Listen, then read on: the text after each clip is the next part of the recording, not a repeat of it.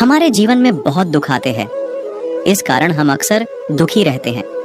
लेकिन हम लोग चाहते हैं खुश रहना, अच्छा जीवन जीना। इसलिए लोग अक्सर भगवान के पास जाते रहते हैं। लेकिन मैं आपको एक बात बता दूं, जिस प्रकार हमें लगता है कि दुख आने वाला है, आपने कभी सोचा है कि यह कैसे पता चलता? भगवान कहते हैं कि हमें हमारे जीवन में जब भी दुख आता है और जब भी सुख आता है तो उसके कुछ संकेत हमें पता चल जाते हैं, और यह संकेत हमें बता देते हैं कि दुख आएगा या सुख। उसी प्रकार सुख आने के कुछ संकेत होते हैं। हर व्यक्ति के जीवन में एक बार ऐसा समय आता है जब उसे हर जगह से निराशा ही निराशा मिलती है। लेकिन कहते हैं ना कि हमेशा समय एक जैसा नहीं होता, और जिनका बुरा समय आता है उनका अच्छा समय भी जरूर आता है। आइए जानते हैं कि अच्छा वक्त आने से पहले हमें क्या संकेत मिलते हैं। हर व्यक्ति के जीवन में उतार चढ़ाव आते रहते हैं। ये सब समय चक्र के कारण होता है। समय से बलवान कुछ भी नहीं होता है। आपने अपने जीवन में व्यक्ति को राजा से रंक और रंक से राजा बनते हुए भी देखा होगा। जब भी आपके जीवन में बड़ा बदलाव होने वाला होता है, तो ऐसे बड़े बदलावों से पहले आपको ईश्वर या सृष्टि के द्वारा कुछ ऐसे संकेत प्राप्त होते हैं कि आपके आने वाले समय में ईश्वर ने आपके लिए कुछ अच्छा सोचा है। आइए जानते हैं उन खास संकेतों के बारे में जो भगवान अच्छा समय आने से पहले देते हैं। 1. नींद ब्रह्म मुहूर्त में खुलना। बहुत सारे ऐसे लोग होते हैं जिनकी नियमित रूप से उठने से पहले आंख खुल जाती है। यदि आप ये देख पा रहे हैं कि आपकी नींद ब्रह्म मुहूर्त में खुल रही है, यानी सुबह 3 बजे से 5 बजे के बीच खुल रही है, तो आपके जीवन में बहुत ही बड़ा बदलाव आने वाला है। यानी कि आपको जीवन की योग्य राह मिलने वाली है। इसलिए आपको पहले ही भांप जाना चाहिए कि आपके जीवन में कुछ अच्छा घटित होने वाला है, क्योंकि यह ब्रह्म मुहूर्त भगवानों के उठने का समय होता है। जब हमारे जीवन में कभी भी यदि हम ब्रह्म मुहूर्त में हमारी आंखें खुल जाती है, तो हमें समझ जाना चाहिए कि भगवान उस समय हमारी आंखें खोलकर हमें संकेत देना चाहते हैं कि आपका अच्छा समय निकट है या अच्छा समय आने वाला है। अच्छा समय आने के दूसरा संकेत होता है कि 2. अचानक खुश होना। कई बार आपने देखा होगा कि आपका अचानक से खुश होने का मन करने लगता है। इसका मतलब आपको समझ जाना चाहिए कि ईश्वर आपको कुछ अच्छे संकेत दे रहे हैं। जिस प्रकार आपको इस समय खुश होने का मन कर रहा है, उसी प्रकार ईश्वर आपके जीवन में बहुत जल्द खुशी के पल लाने वाले हैं। खुशियों का अनुभव होने वाला है। जितना भी दुख आपने अपने जीवन में देखा है, वो बहुत जल्द खत्म हो जाएगा। ऐसे समय में आपका मन प्रफुल्लित हो उठता है, और आपको जानकर हैरानी होगी कि आप उस समय यदि गलत स्थिति में भी होंगे तो भी खुश रहोगे। नकारात्मकता आपके पास होंगी ना, तब भी आपको दुख नहीं मिलेगा, आपको खुशी प्रतीत होगी। अच्छा समय आने का तीसरा और महत्वपूर्ण संकेत यह है कि गौ माता का आगमन। अगर आपके घर में प्रतिदिन गौ माता का आगमन हो रहा है या आपसे भोजन के लिए गुहार करती है, तो यह बहुत ही शुभ संकेत है। अगर आपके घर में पशु पक्षी घोंसला बना रहे हैं, तो ये भी बहुत ही शुभ संकेत माना जाता है।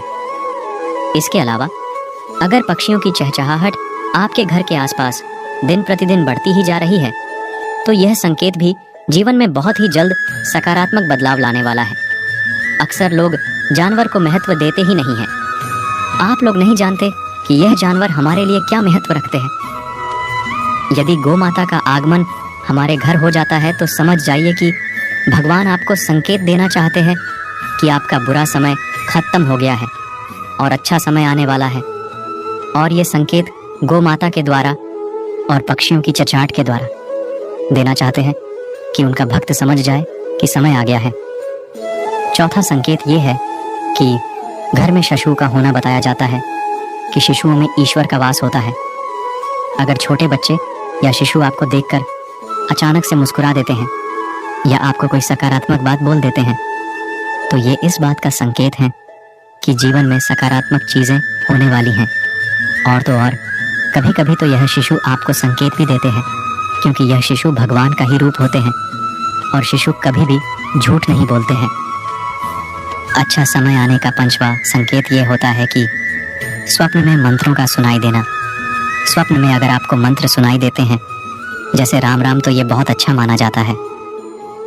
अगर ओम मंत्र की गूंज सुनाई दे तो ये भी सकारात्मक बात है। स्वप्न में मंत्रों, घंटा, शंख की आवाज सुनाई देना बहुत ही शुभ संकेत माने जाते हैं। यह मंत्र भगवान के होते हैं जो हमें एक अच्छा समय के संकेत देते हैं, और सपनों में मंत्र आना शुभ भी माना जाता है।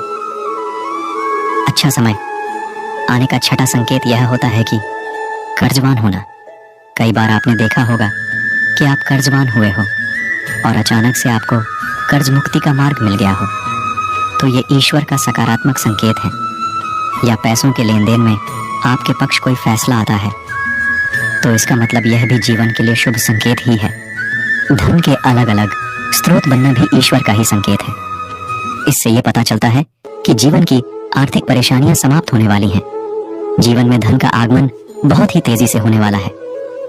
आपने भी कभी सोचा होगा कि यार इतना सारा कर्ज है, ये कैसे उतरेगा, कौन उतरेगा? और एक दिन एकदम से होता है कि आपका कर्ज माफ हो चुका है, या आप कैसे भी कर्ज मुक्त हो जाते हो। तो ये भी अच्छा समय आने के ही संकेत होते हैं।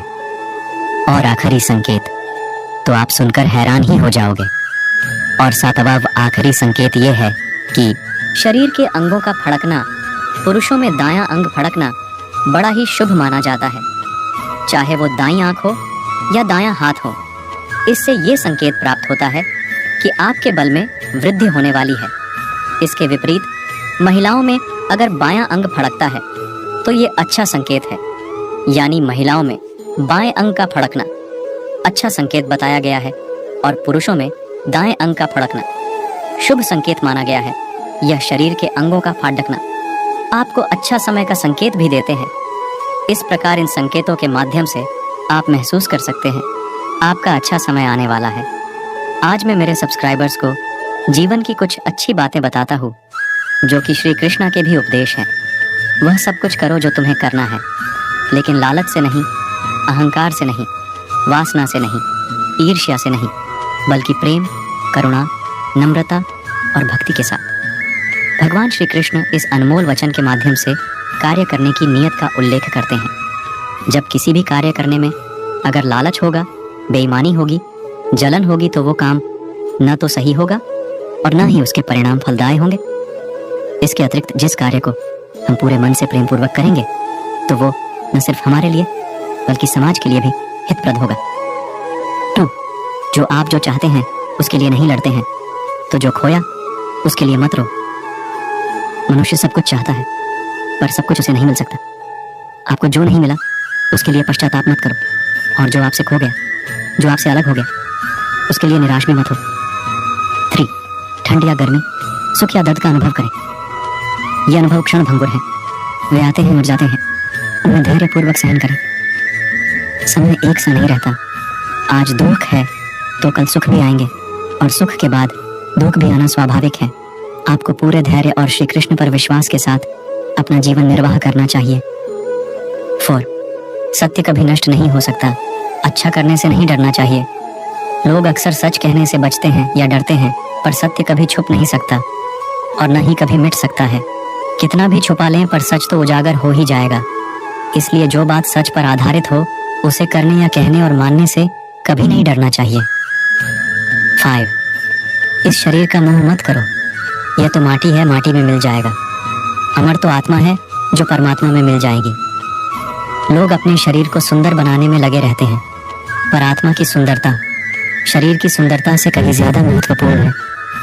शरीर तो नश्वर है, मिट्टी ही तो है, तो मिट्टी में ही मिल जाता है, पर आत्मा अमर है। इसलिए आत्मा की सुंदरता पर ध्यान दो। आत्मा की सुंदरता अपने को श्री कृष्ण में लीन करने में मिलती है। यह 5 उद्देश्य आपको जीवन में याद रखने चाहिए, क्योंकि इन उद्देश्यों से आप सजग रहेंगे। धन्यवाद। आपको वीडियो अच्छा लगा हो तो ऐसे ही हमारे वीडियो को देखते रहे। वीडियो को लाइक करें, शेयर करें और चैनल को सब्सक्राइब करें।